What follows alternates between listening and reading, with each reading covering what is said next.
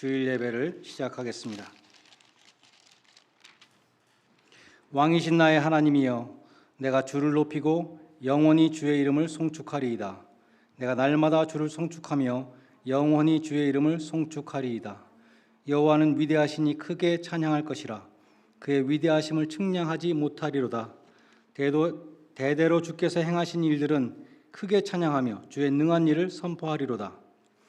주의 존귀하고 영광스러운 위엄과 주의 기이한 일들을 나는 작은 소리로 읊조리리이다. 사람들은 주의 두려운 일의 권능을 말할 것이요 나도 주의 위대하심을 선포하리이다.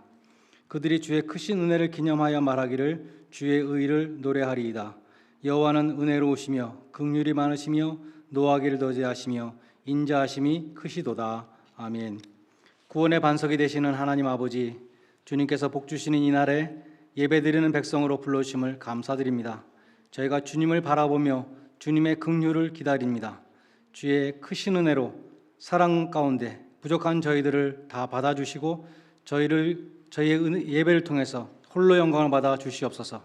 저희의 마음과 입술에 항상 찬송과 감사가 넘치게 하여 주시며 저희의 삶을 드리는 예배자가 되게 하여 주시옵소서. 예수님의 이름으로 기도드리옵나이다. 아멘.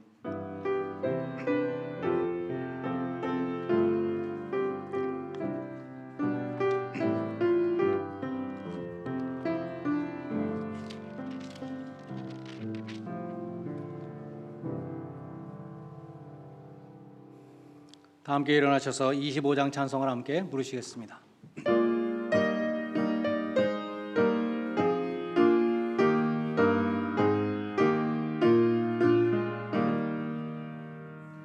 멸류관 벗어서 주 앞에 드리세.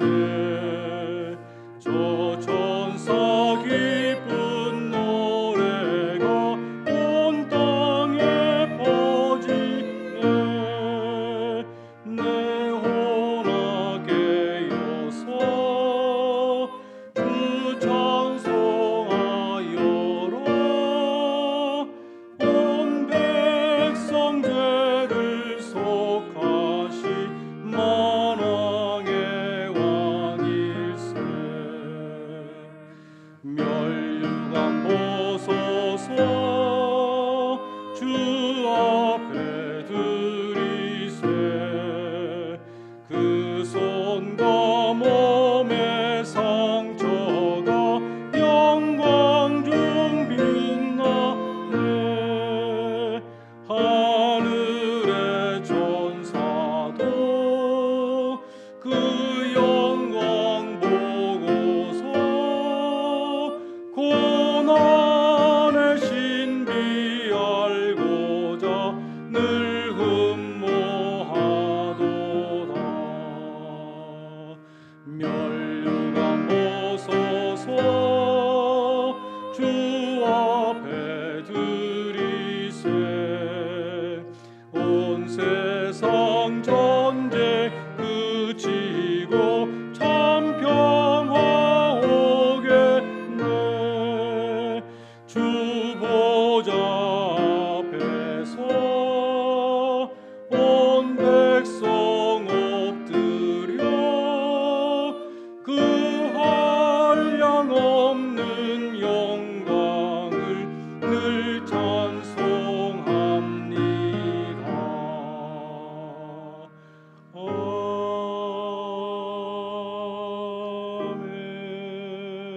아멘.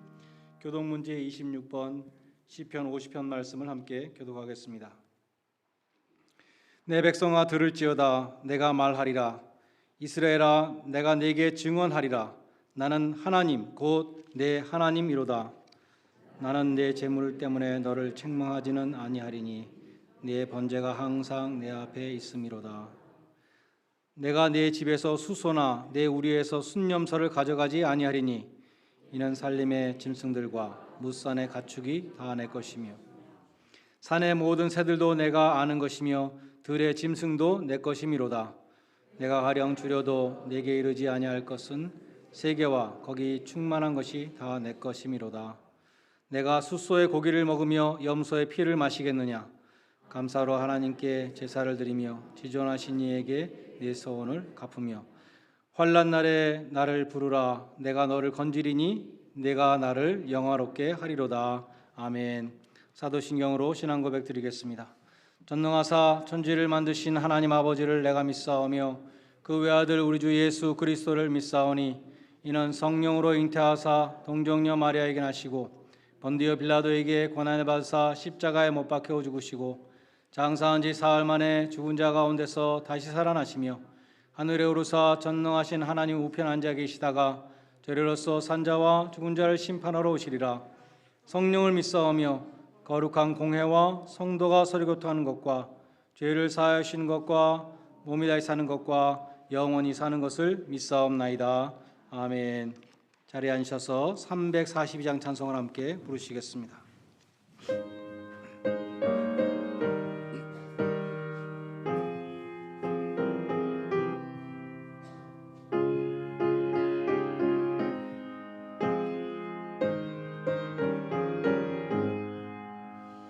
너 시험을 당해 죄 짓지 말고 너 용기를 다해 곧 물리치라.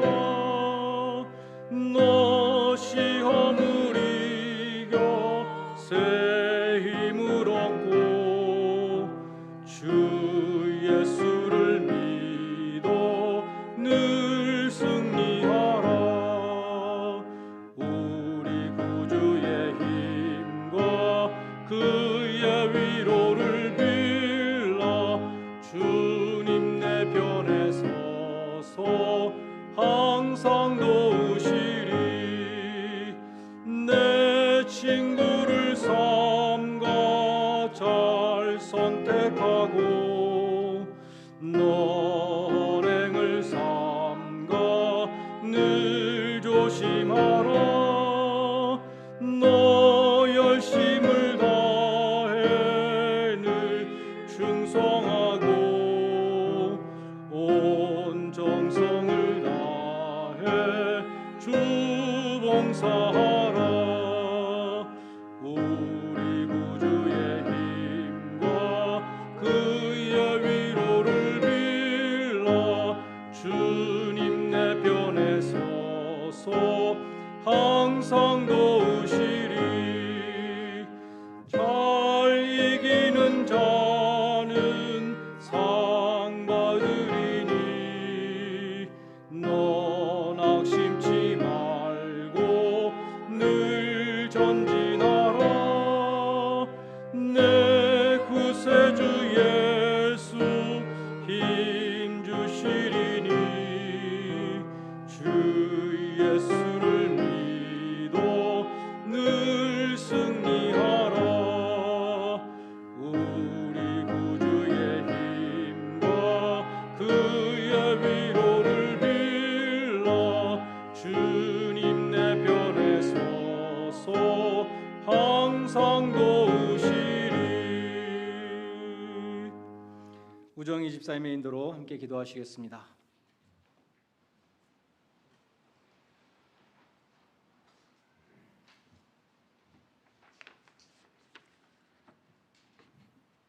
기도하시겠습니다.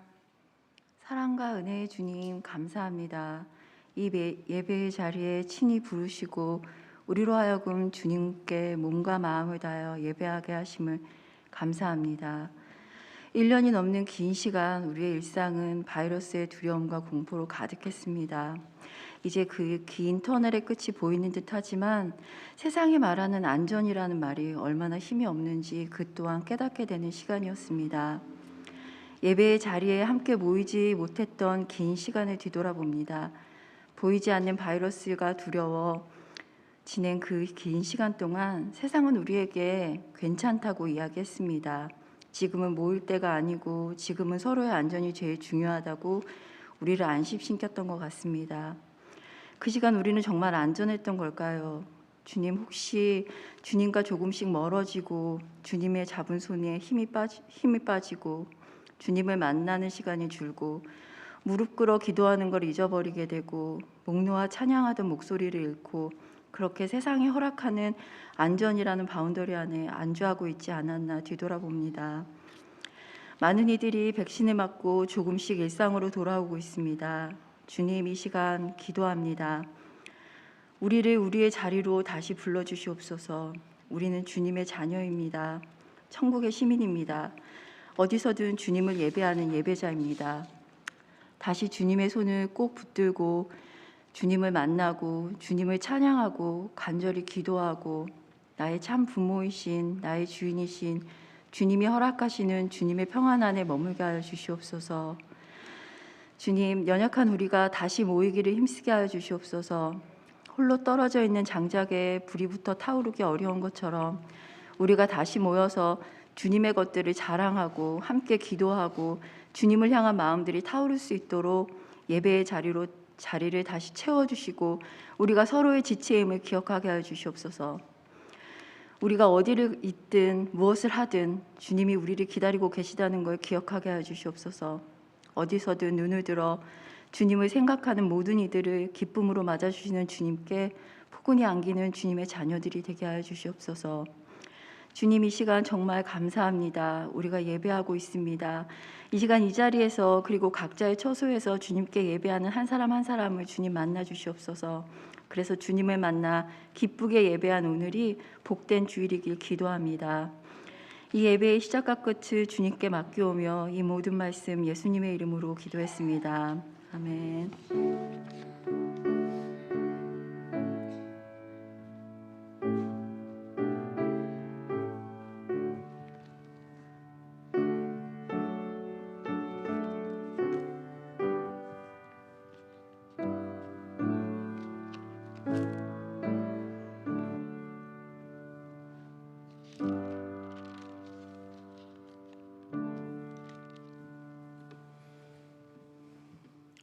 성경 말씀 사무엘상 22장 1절로 10절 말씀과 23장 1절로 14절 말씀을 봉독하겠습니다. 먼저 22장 1절로 10절 말씀을 봉독하겠습니다. 그러므로 다윗이 그곳을 떠나 아둘람 굴로 도망하매 그의 형제와 아버지의 온 집이 듣고 그리로 내려가서 그에게 이르렀고 환난당한 모든 자와 빚진 모든 자의 빚진 자와 마음이 원통한 자가 다 그에게 모였고 그는 그들의 우두머리가 되었는데 그와 함께한 자가 400명 가량이었더라. 다윗이 거기서 모압 미스베로 가서 모압 왕에게 이르되 하나님이 나를 위하여 어떻게 하실지를 내가 알기까지 나의 부모가 나와서 당신들과 함께 있게 하기를 청하나이다 하고 부모를 인도하여 모압 왕 앞에 나아갔더니 그들은 다윗이 요새에 있을 동안에 모압 왕과 함께 있었더라. 선지자 갓이 다윗에게 이르되 너는 이 요새에 있지 말고 떠나 유다 땅으로 들어가라. 다윗이 떠나 헤레스풀에 이르니라. 사울이 다윗과 그와 함께 있는 사람들이 나타났다 함을 들으니라. 그때 사울이 기브아 높은 곳에서 손에 단창을 들고 아셀나무 아래에 앉았고 모든 신하들은 그의 곁에 섰더니 사울이 곁에 선 신하들에게 이르되 너희 베냐민 사람들아 들으라. 이새의 아들이 너희에게 각기 밭과 포도원을 주며 너희를 1000부장 100부장을 삼겠느냐. 너희가 다 공모하여 나를 대적하며 내 아들 이새의 아들과 맹약하였으되 내게 고발하는 자가 하나도 없고 나를 위하여 슬퍼하거나 내 아들이 내 신하를 선동하여 오늘이라도 매복하였다가 나를 치려하는 것을 내게 알리는 자가 하나도 없도다 하니 그때 에돔 사람 도액이 사울의 신하 중에 섰더니 대답하여 이르되 이새의 아들이 노베 와서 아히두베 아들 아히멜렉에게 이른 것을 내가 보았는데 아히멜렉이 그를 위하여 여호와께 묻고 그에게 음식도 주고 블레셋 사람 골리앗의 칼도 주더이다. 계속해서 23장 1절로 14절 말씀을 봉독하겠습니다. 사람들이 다윗에게 전하여 이르되 보소서 블레셋 사람들이 그 일날을 쳐서 그 타작마당을 탈취하더이다 하니 이에 다윗이 여호와께 묻자 이르되 내가 가서 이 블레셋 사람들을 치리이까 여호와께서 다윗에게 이르시되 가서 블레셋 사람들을 치고 그 일날을 구원하라 하시니 다윗의 사람들이 그에게 이르되 보소서 우리가 유다에 있기도 두렵거든 하물며 그 일날에 가서 블레셋 사람들의 군대를 치는 일이리까 한지라. 다윗이 여호와께 다시 묻자온데 여호와께서 대답하여 이르시되 일어나 그 일날로 내려가라. 내가 블레셋 사람들을 내 손에 넘기리라 하신지라. 다윗과 그의 사람들이 그일라로 가서 블레셋 사람들과 싸워 그들을 크게 쳐서 죽이고 그들의 가축을 끌어오니라. 다윗이 이와 같이 그일라 주민을 구원하니라. 아히멜렉의 아들 아비아달이 그일라 다윗에게로 도망할 때에 손에 에봇을 가지고 내려왔더라. 다윗이 그일라에 온 것을 어떤 사람이 사울에게 알림해 사울이 이르되 하나님이 그를 내 손에 넘기셨도다. 그가 문과 문 빗장이 있는 성읍에 들어갔으니 갇혔도다. 사울이 모든 백성을 군사로 불러 모으고 그일라로 내려가서 다윗과 그와 그의 사람들을 에워싸려 하더니 다윗은 사울이 자기를 해하려 하는 음모를 알고 제사장 아비아달에게 이르되 에봇을 이리로 가져오라 하고 다윗이 이르되 이스라엘의 하나님 여호와여 사울이 나 때문에 이 성읍을 멸하려고 그일라로 내려오기를 꾀한다 함을 주의 종이 분명히 들었나이다. 그일라 사람들이 나를 그의 손에 넘기겠나이까? 주의 종이 들은 대로 사울이 내려오겠나이까?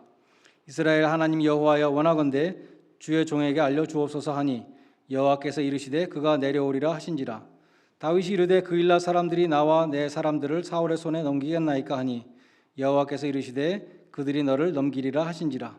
다윗과 그의 사람 600명 가량이 일어나 그일라를 떠나서 갈 수 있는 곳으로 갔더니 다윗이 그일라에서 피한 것을 어떤 사람이 사울에게 말하매 사울이 가기를 그치니라.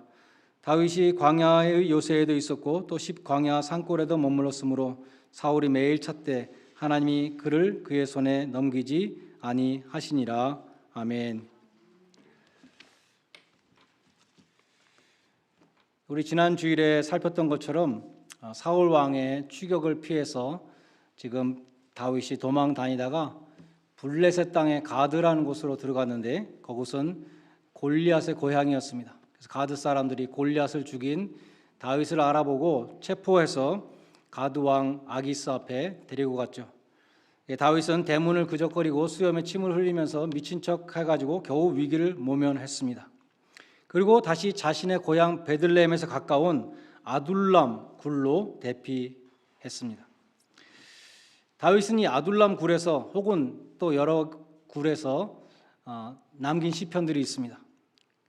시편을 보면 다윗이 굴에 있을 때 뭐 이렇게 제목이 붙어 있는 것들이 여러 개 있는데 대표적으로 시편 57편과 142편을 들 수 있습니다.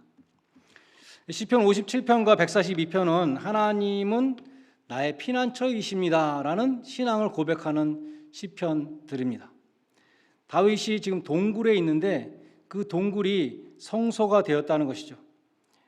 언약궤를 덮은 그 천사가 있는 그 밑에서 하나님께서 만나 주신다 그랬잖아요. 주 날개 및 내가 편안히 쉬네 하는 그런 찬송가 가사도 있는데 이 동굴 속이 다윗의 믿음으로 인해서 그 주님의 밑에 날개 밑에 피난처와 같이 되었다는 것입니다. 사람들에게는 동굴로 보였지만 다윗에게는 거룩한 성소였기 때문에 여호와는 나의 피난처시요 나의 분깃이라고 다윗은 고백하고 있습니다. 감옥에 갇혀 있는 것 같은 그러한 다윗의 삶이었지만 다윗은 주님을 의뢰했습니다. 다윗은 하나님이 약속을 지키셔서 자신에게 약속하신 그 왕위 또 왕국을 주실 것을 알았습니다.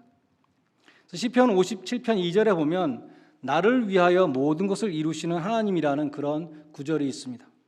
현대인의 성경으로 보면 이렇게 되어 있어요. 나를 위해서 자기 뜻을 하나님의 뜻을 이루시는 분 이렇게 되어 있습니다. 또 영어 성경에 보면 I cry to God who fulfills His purpose for me 이렇게 번역되어 있어요.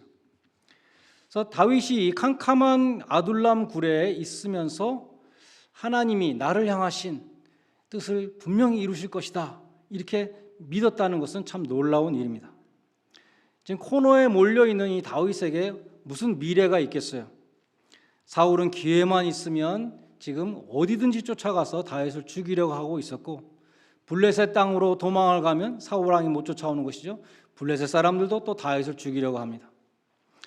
다윗은 그가 찾을 수 있는 유일한 단 하나의 안전한 장소라 그래서 굴 속에 지금 들어가 있는데 거기 혼자 웅크리고 있습니다.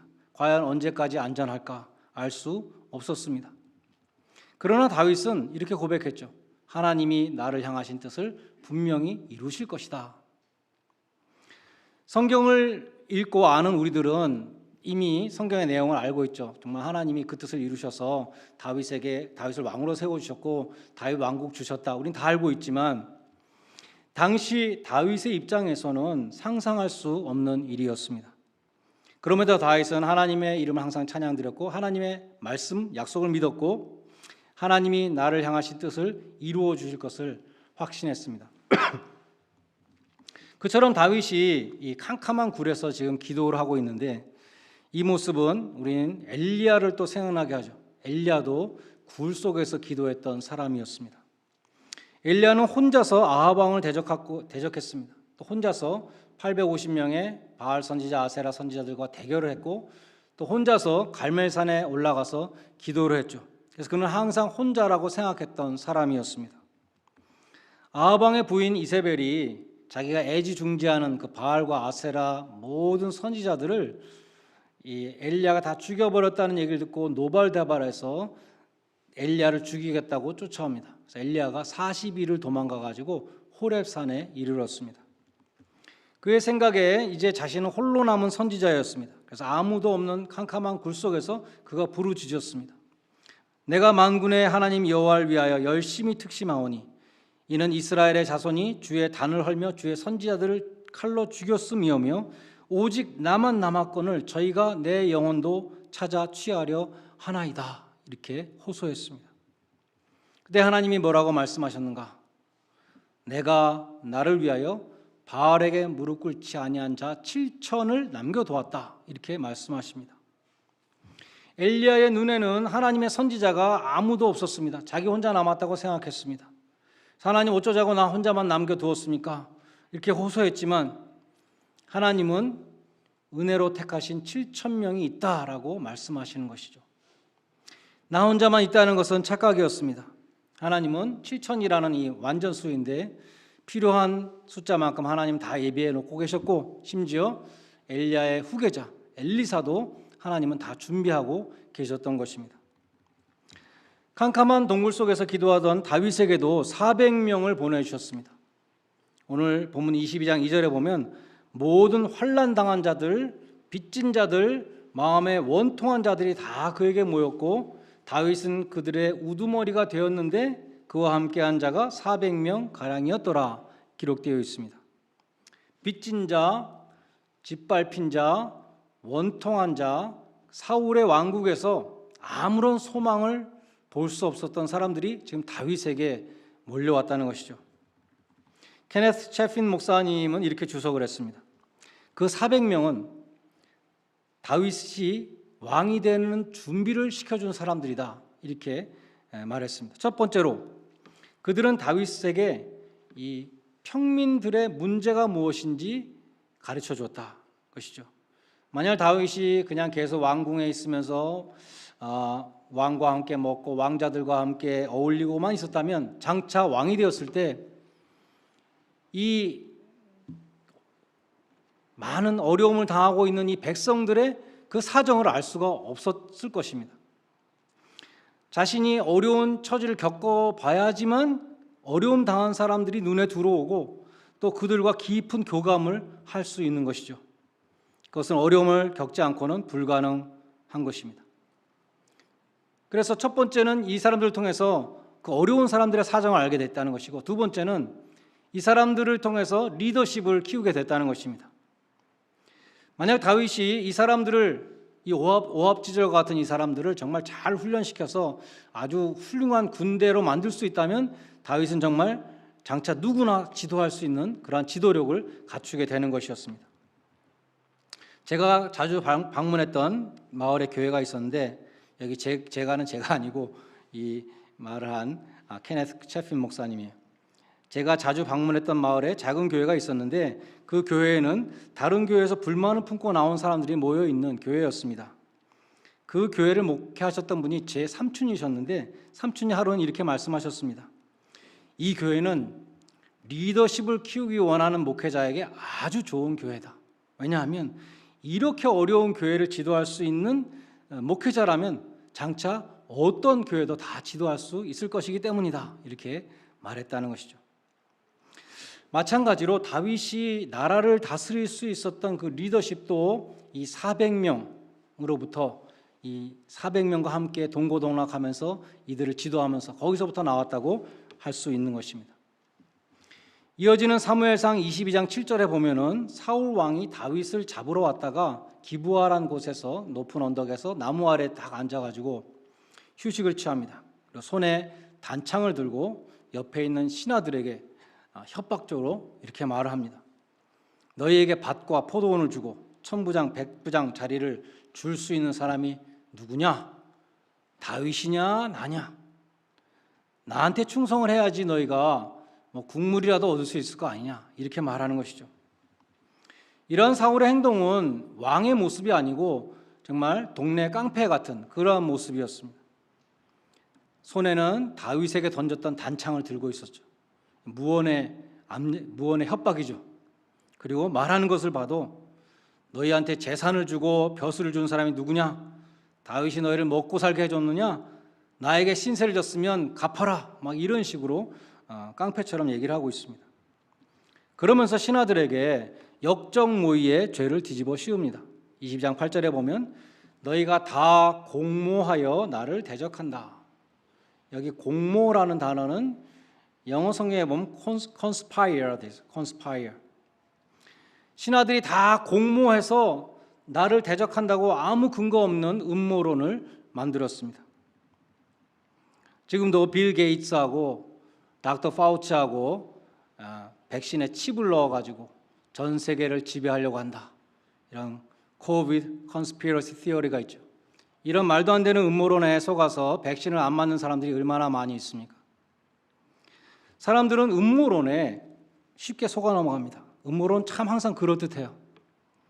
우리 교회도 15년 전에 제가 처음 왔을 때 여러 가지 음모론으로 교회가 어지러웠습니다. 여기서도 수군수군, 저기서도 수군수군, 좀 잠잠해지나 또 수군수군.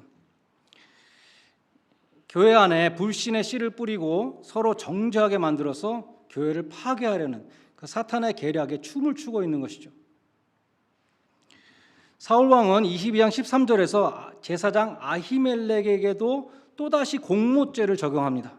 네가 어찌하여 다윗과 공모하여 나를 대적하고 그에게 떡과 칼을 주어서 나를 치게 하였느냐 이렇게 말합니다. 이 말 속에는 참과 거짓이 섞여 있습니다. 아히멜렉이 다윗에게 칼을 주고 떡을 준 게 사실입니다. 그런데 다윗하고 공모한 게 아니에요. 또 다윗도 지금 사울을 치겠다는 마음이 전혀 없습니다. 음모론이 그럴듯하게 들리는 이유는 그 속에 사실이 상당 부분 들어가 있기 때문이죠. 대부분이 다 사실인데 거기에 거짓말을 한 방울만 똑 떨어뜨리면은 그럴듯한 거짓말이 되는 것입니다. 교회 생활을 오래 하신 분들은 그런 것을 여러 번 경험해 보셨을 것입니다. 교회에서 돌아다니는 안 좋은 이야기들은 대부분 전혀 사실이 아니거나 아니면 왜곡되었거나 부정확한 이야기들이 대부분입니다. 제가 이런 말을 하면 혹시 지금 우리 교회에 무슨 안 좋은 얘기가 돌아다니나 그렇게 생각하실 분이 있을 것 같은데 그런 건 전혀 아니고 전혀 없습니다. 제가 말씀드리는 것은 사탄이 퍼뜨리는 이 거짓말에 쉽게 휩쓸리는 이 모든 교회들의 참 안타까운 현실을 말씀드리는 것이죠. 여러분이 말씀에 백신을 맞고 집단 면역을 이루면 우리 교회는 그런 바이러스가 퍼지지 않을 것입니다. 다윗은 이 도액을 시켜서 아히멜렉을 포함해서 제사장 85명을 학살합니다. 그러한 파괴자, 디스트로이어, 이 사울의 행적 바로 다음에 대조해서 딜리버러, 구원자 다윗의 모습이 23장부터 나오죠. 다윗이 그일라 지역의 주민들을 블레셋의 침공으로부터 구해줬습니다. 다윗이 그일라를 구하러 갈 때에 다윗의 부하들은 반대했습니다. 23장 3절에 보면 우리가 지금 이 유다 땅에서 우리 목숨도 위태위태한데 어떻게 남을 구하러 갑니까? 어떻게 우리가 블레셋하고 싸웁니까? 그렇게 이야기를 하죠. 그일라는 블레셋과의 접경 지역에 있는 취약한 성읍이었습니다. 힘들게 농사를 1년 동안 잘 지었는데 추수 때가 되니까 블레셋 사람들이 와가지고 타작마당을 취하고 다 가져가는 것입니다. 이럴 때 사울 왕이 와서 지켜줘야 되는데 그것이 아니고 오히려 사울 왕에게 쫓기고 있었던 다윗이 가서 구원해 주었다는 것이죠. 먼저 다윗은 그일라를 구하러 가는 것이 하나님의 뜻입니까? 라고 묻습니다. 하나님이 가라고 하시죠. 네, 또 신하들이 반대를 하니까 다시 하나님 앞에 또 묻습니다. 하나님은 승리를 약속해 주셨습니다. 중요한 결정을 할 때에 하나님께 먼저 묻는 이 다윗의 모습을 우리는 볼 수 있습니다. 특별히 23장 9절에 보면 대제사장에 오신 에봇을 가지고 오라 그래서 이 에봇에 있는 흉패, 그 속에 들어있는 우림과 둠밈으로 하나님의 뜻을 물었다는 것을 우리는 알 수 있습니다. 에봇을 가지고 와라. 제사장의 옷에 걸치는 이 것이었죠. 제사장의 옷에서 가장 중요한 것이 흉패입니다. 가슴에 달았던 이 천 주머니 같은 것이죠. 영어로 브레스트 피스인데 흉패는 가로 세로 반규빗이었습니다. 가로 세로 23cm의 정사각형이었습니다. 거기에 각종 보석으로 가로 3개, 세로 4개, 12개의 보석이 박혀 있었는데 12지파의 고유한 보석들이었어요. 12지파를 가리키는 이 보석이 흉패에 다 달려 있었죠. 무엇을 가리킵니까? 이 가슴은 다함이 없는 사랑을 가리키는데 대제사장의 가슴에 12지파가 있었다는 것입니다. 대제사장 되시는 예수님의 우리를 품으시는 그 사랑을 표현하고 있는 것입니다. 그 흉패 안에 우림과 둠밈이라는 것이 있었다 그래요. 우림과 둠밈이 무엇이었는지는 알 수가 없습니다. 판결을 하는 데 쓰였다고 성경은 말씀합니다. 그래서 우림과 둠밈이 들어있는 이 흉패를 판결 흉패라고 성경은 말합니다. 많은 사람들이 추측하기를 아마 검은 돌과 흰 돌이었을 것이다. 그렇게 이제 추측을 합니다. 이 판결 흉패가 우리에게 주는 교훈은 무엇인가?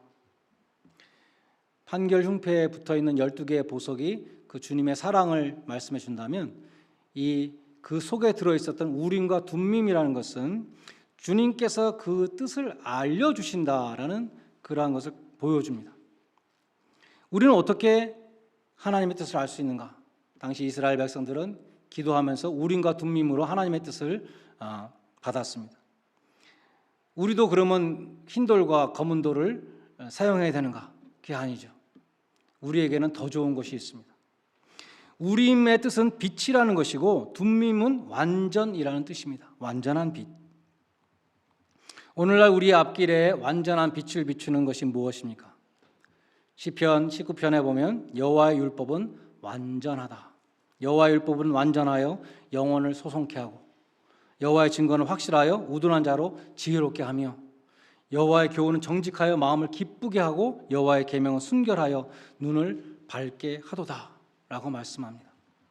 또 시편 119편 105절에 보면 주의 말씀은 내 발의 등이요 내 길에 빛이니이다 라고 말씀하죠. 하나님의 뜻을 보여주는 완전한 빛은 무엇입니까? 하나님의 말씀이라는 것을 알 수 있습니다.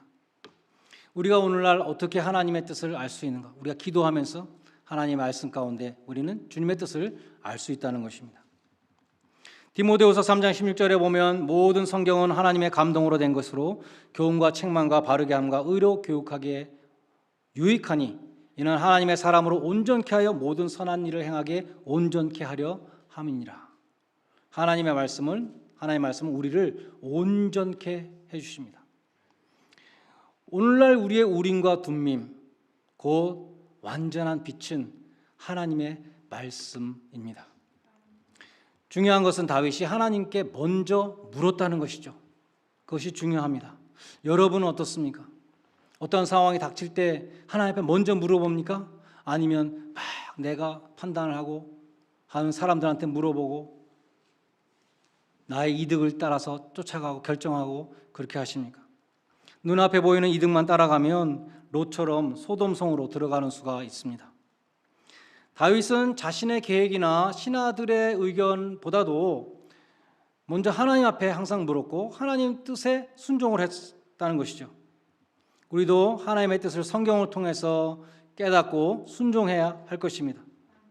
다윗은 11절과 12절에서 사울이 그일라로 내려올 것인가, 또 그일라 사람들이 나를 사울에게 넘길 것입니까? 이런 것들도 하나님 앞에 물어봅니다. 하나님께서 응답해 주셨는데 사울 왕은 과연 그일라로 내려올 것이고 이 그일라 사람들이 너를 사울한테 넘기려 할 것이다. 이렇게 말씀해 주셨어요. 그 하나님의 응답을 받고 다윗은 10광야로 피했습니다. 마음이 굉장히 씁쓸했겠죠. 자기가 목숨 걸고 와서 그일라를 구원해 줬는데 그일라 백성들은 이제 자기를 또 사울 왕한테 넘기려고 할 것이라는 것을 깨닫고 배신감을 느꼈을 것입니다. 그러나 10광야에서도 다윗은 평안히 거할 수가 없었어요. 19절로 20절에 보면 10사람들이 기브아에 있는 사울에게 이렇게 연락을 합니다. 사울이 우리 땅에 왔습니다. 여기 오시면 우리가 잡아서 왕에게 넘겨드리겠습니다. 또 이렇게 말을 하는 거예요. 그래서 다윗은 다시 마온 황무지로 피합니다. 사울은 마온 황무지로 갔다는 다윗이 갔다는 얘기를 듣고 또 마온 황무지로 이제 쫓아오게 되는 것이죠. 사람들은 왜 다윗에 대해서 그렇게 밀고를 했을까? 사울 왕을 두려워했기 때문입니다. 공포 정치를 했기 때문에.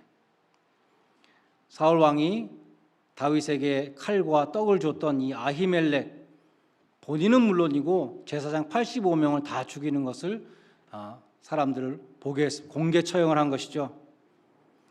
그일라 사람들도 그래서 다윗이 우리를 구해줬지만 우리가 살기 위해서 또 다윗을 밀고 해야 됐던 것입니다. 10사람들도 밀고 했고 마온 사람들도 밀고 했습니다. 사무엘상 23장 24절 이하에 보면 사울 왕과 군사들은 마온 황무지에 거하는 다윗 일행을 에워싸고 포위망을 접해왔습니다. 거기 보면 사울이 산 이쪽에서 추격하니까 다윗이 산 저쪽으로 피했다. 뭐 바위산을 놓고 지금 숨바꼭질하는데 그 나무도 없는 그 바위산에서 어디로 피하겠어요? 피할 곳이 없는 것이죠. 이때 하나님은 전혀 뜻밖의 사건을 통해서 다윗을 구하셨습니다. 전령이 와서 사울에게 이르되 급히 오소서, 블레셋 사람들이 땅을 침노하나이다. 그래서 사울 왕은 다윗을 지금 눈앞에 보고도 잡지 못하고 다시 돌아가게 됐다는 것입니다. 우리 눈에는 앞길이 안 보일 때가 있죠. 앞길이 막막할 때가 있습니다. 그러나 하나님이 길을 여십니다. 그것이 홍해를 가르신 역사이고 주님이 십자가에서 하늘 문을 여신 역사이죠. 제가 좋아하는 복음성 가사에 이런 가사 있습니다. God will make a way when there seems to be no way. 우리 눈에는 길이 안 보이는데 하나님이 길을 여신다. 이런 것을 여러분 살면서 얼마나 많이 체험합니까? 특별히 교회에서는 참 많이 체험합니다. 인간의 눈에는 길이 전혀 안 보이는 곳에서 하나님은 길을 열어주십니다. 앞길이 꽉 막혀 있을 때 하나님이 친히 길을 열어주시는 역사를 체험할 수 있는 오히려 기회가 되는 것이죠. 내가 할 수 없을 때 하나님께 우리는 그래서 맡겨야 하는 것입니다. 에레미야가 3장 26절에 사람이 여호와께 구원을 바라고 잠잠히 기다림이 좋도다, 이런 말씀이 있어요. 앞길이 전혀 보이지 않을 때는 하나님의 구원을 우리가 구해야죠. 하나님이 허락하신 상황이라고 믿고 끝까지 하나님을 신뢰해야 합니다. 시험 당할 즈음에 능히 피할 길을 주신다고 약속하신 그 하나님의 역사가 내 삶 속에서도 일어날 것이라고 믿고 기다려야 하는 것입니다. 앞길이 보이지 않을 때마다 우리는 어떻게 해야 됩니까? 주님께서 자기 몸을 버리심으로 하나님의 보좌로 나아가는 길을 여신 것을 우리는 기억해야 합니다. 하나님께서 그 자녀들에게는 모든 것이 합력하여 선을 이루신다는 것을 또 믿어야 할 것입니다.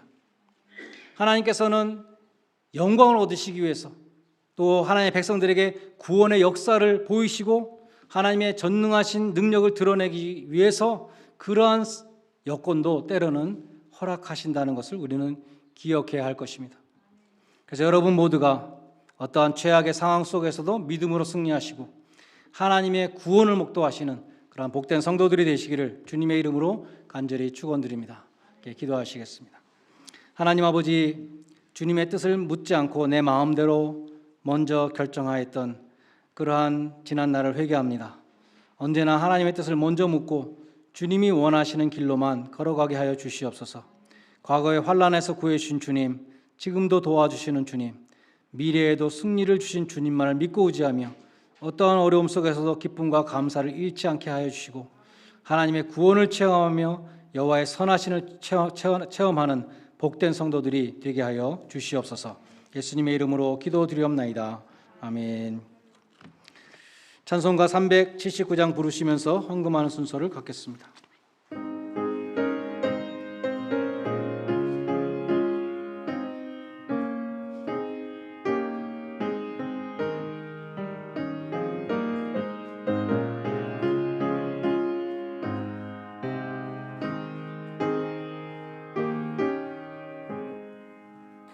내 갈 길 멀고 밤은 깊은데 이 대신 주 저 본향 집을 향해 가는 길 비추소서.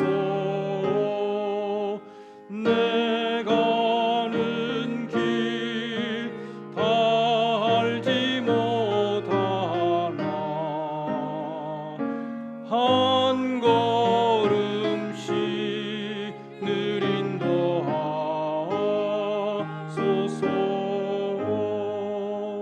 이전에 방탕하게 지낼 때에 교만하여 맘대로 고집하던 이제이 사하소서. 내 지은 죄 다 기억 마시고 주 뜻대로 늘 주장하소서.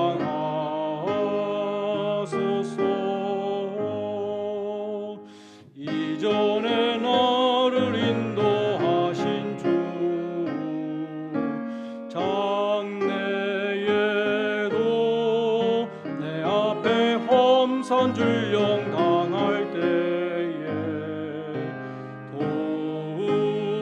도우소서. 밤 지나고 저 밝은 아침에 기쁨으로 내 주를 만나리.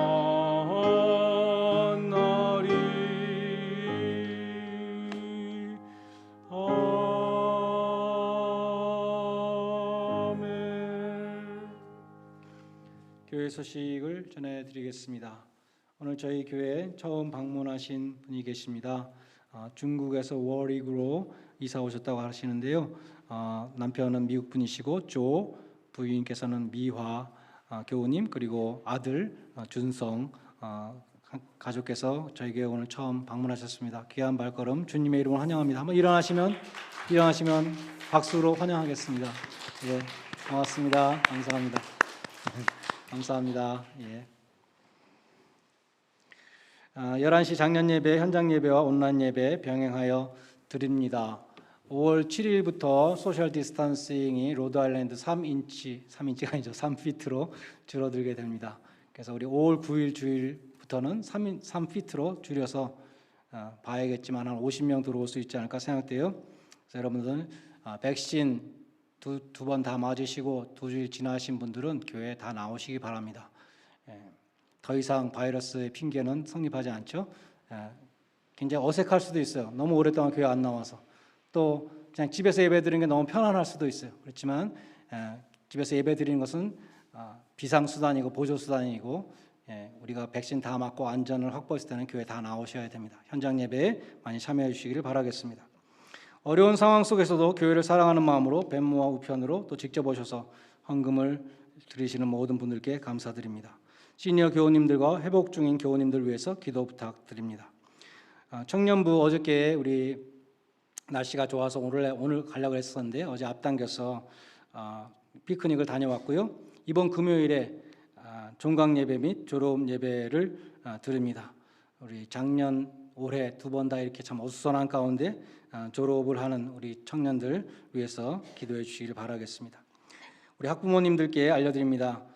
주일 현장 예배에 오시는 교우님들의 자녀들을 청년들이 돌보면서 주일학교 예배실에서 온라인 예배를 함께 드리고 있습니다. 그리고 오늘부터 우리 2층 유아실에서 TV로 또 예배를 이제 중계하는데 제가 아까 보니까 예전보다 훨씬 더 잘 나와요.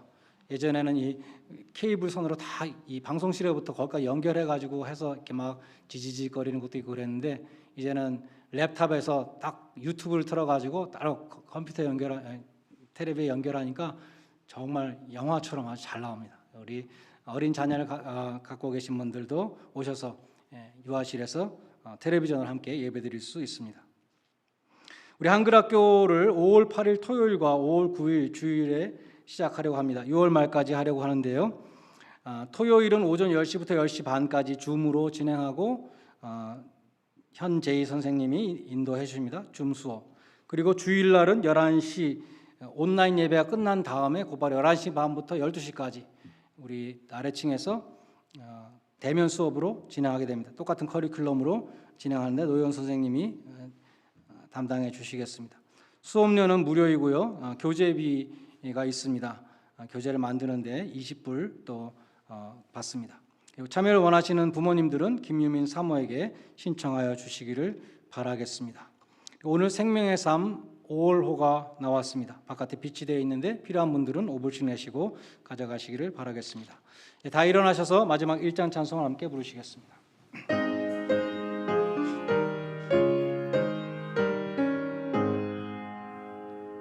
만복의 근원 하나님 온 백성 찬송 드리고 저 천사여 찬송하세 찬송 성부 성자 성령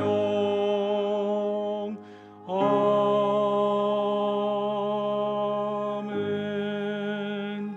기도하시겠습니다. 온 우주 만물을 홀로 주관하시는 하나님 아버지, 지난 1년 동안 미래를 알 수 없는 불안과 혼돈의 시간을 보냈지만 그 기간을 잘 견디며 통과하게 해주시고 이제 조금씩 소망의 빛을 향하여 나아가게 해주심을 감사드립니다. 그러나 지난 1년 동안 저희는 열심과 모이는 힘을 많이 잃어버렸습니다. 이제 교회 나와서 예배드리는 것조차 힘들고 부담스럽게 느껴지며 혹은 이제 주일 예배도 드리지 않고 살아가는 교우님이 있는지도 모르겠습니다. 이 시련의 기간을 통해서 주님께서 참 믿음을 시험하시는 줄로 믿습니다. 한 사람도 쭉정이로 날아가지 않도록 도와주시고 모두 알곡으로 남아서 모이기에 힘쓰는 예배자들 되게 해주시며 주님의 몸된 교회를 힘써 섬기는 봉사자들이 되게 하여 주시옵소서. 올해도 졸업하는 청년들, 또 먼 곳으로 떠나가는 새로운 임지로 떠나가는 교우님들 앞길을 인도하여 주시옵소서. 저희 교회가 청년들을 양육해서 파송하는 사명을 잘 감당케 하시고 이곳을 거쳐가는 모든 가정들에게 든든한 신앙의 보금자리가 되게 하여 주시옵소서. 이 귀한 일을 위해서 자원하는 일꾼들을 많이 세워주시고 또한 필요한 재정을 채워 주시옵소서. 널싱홈에 계시는 차춘자 권사님과 모든 시니어 교우님들 영육간의 강건함으로 채워주시고 특별히 신윤기 장로님과 신춘자 권사님 가정에 필요한 은혜를 더하여 주시옵소서. 제니탕 집사님, 안영아 집사님, 조윤정 교우님, 김현진 교수님 그리고 부모님들의 건강을 위해서 기도하시는 모든 교우님들의 기도에 응답하여 주시고 매주일 현장 내에 나오시는 우리 에릭 교우님 건강을 회복하는 데 주님께서 힘을 더하여 주시옵소서. 김영희 권사님의 딸 애슐리, 또 박성숙 집사님의 아들 조셉, 그리고 우리 군대에 가 있는 우리 청년들을 눈동자와 같이 지켜 주시옵소서. 병원과 치과와 학교와 교도소와 사업체에서 많은 사람들을 대하는 교우님들을 마지막까지 감염으로부터 보호해 주시고 교우님들의 직장과 사업체를 주님의 오른팔로 안보하여 주시옵소서. 우리 자녀들이 어려운 환경과 조건 속에서도 학업을 잘 감당케 하여 주시고 건강하고 지혜롭게 자라며 무엇보다도 믿음의 자녀들로 성장하여서 어두운 세상에 빛이 되게 하여 주시옵소서. 생명과 복의 근원이 되시는 하나님 아버지, 베풀어 주신 영육간의 은총을 기억하면서 하나님 나라를 섬기는 마음으로 물질을 봉헌드렸습니다. 우리의 마음 중심을 기뻐 받아주시고 이 헌금이 사용되어질 때에 주님의 복음의 광채가 드러나게 하여 주시옵소서. 주님 앞에 귀한 예물을 바치는 손길마다 축복해 주셔서 건강한 몸과 마음을 허락하여 주시고 평화로운 가정에서 서로 돌보는 축복을 누리게 하시며 허락하여 주신 일터에서 일한 만큼의 소득과 보람을 느끼게 하여 주시고 주님의 몸된 교회를 늘 사랑하며 하나님의 나라를 먼저 구하는 귀한 청지기들이 되게 하여 주시옵소서. 이제는 십자가의 죽으심으로 하나님께 나아가는 길을 열어주신 주 예수 그리스도의 은혜와 길이 보이지 않는 곳에 길을 내시는 구원의 하나님 아버지의 무한하신 사랑하심과 말씀 가운데 빛을 비추시는 성령의 교통하심이 오직 하나님을 피난처로 삼는 기도의 사람이 되기를 소원하는 주의 모든 백성들 위해 이제로부터 영원까지 함께 있을지어다. 아멘.